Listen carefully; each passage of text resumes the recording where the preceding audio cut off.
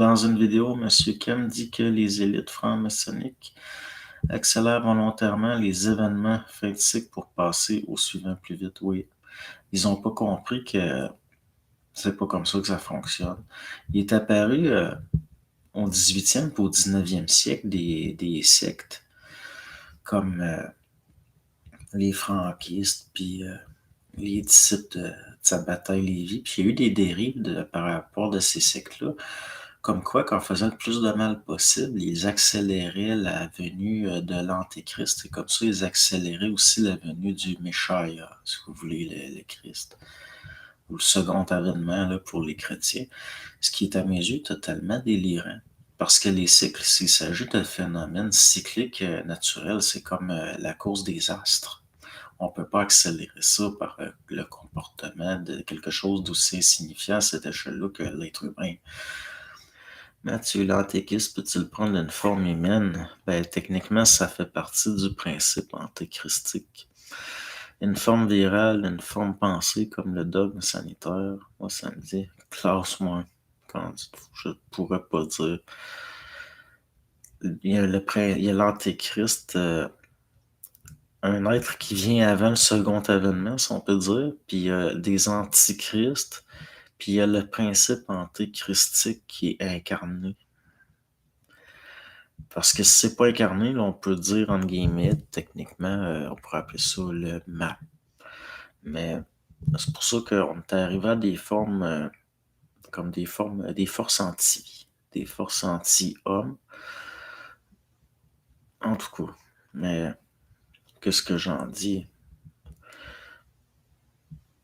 Au fond, il s'agit de principes qui, justement, prennent différentes formes. Donc, on pourrait parler plus des forces retardataires, entre autres.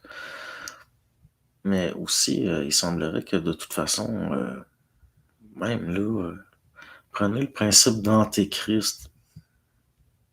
Pourquoi est-ce qu'il y a des sectes de fous qui ont voulu accélérer de répandre le mal sur Terre? Parce que l'avènement de l'Antéchrist, c'est aussi l'avènement de ce qui vient après.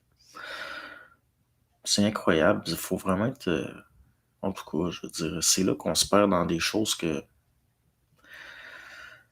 Un principe antéchristique va pas arriver puis se dire moi je suis maléfique puis je suis dangereux. C'est pour ça que Bernard de Montréal, jusqu'à un certain point, lui, il est intéressant quelque part parce que tout le temps dit au monde, croyez-moi pas, vous le savez pas, je suis peut-être satanique, je suis peut-être maléfique. On voit jamais ça.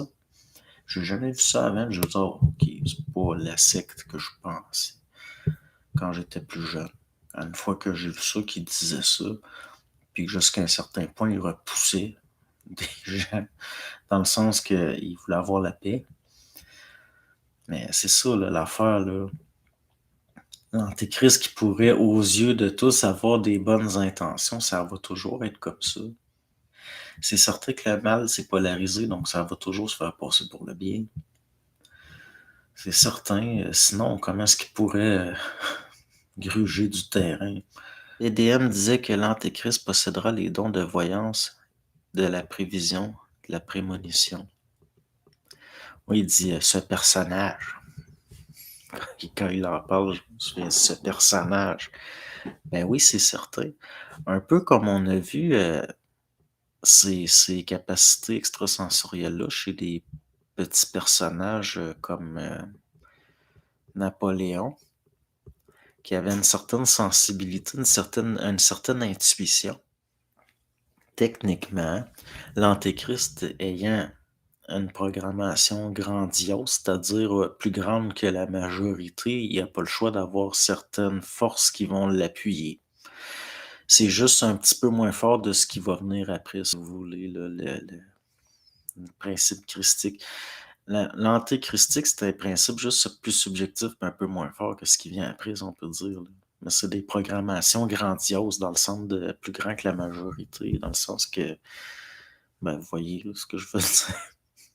Comme quelqu'un qui a des idées de grandeur, c'est quelqu'un qui pense avoir une programmation grandiose, là, inconsciemment, au fond. Donc,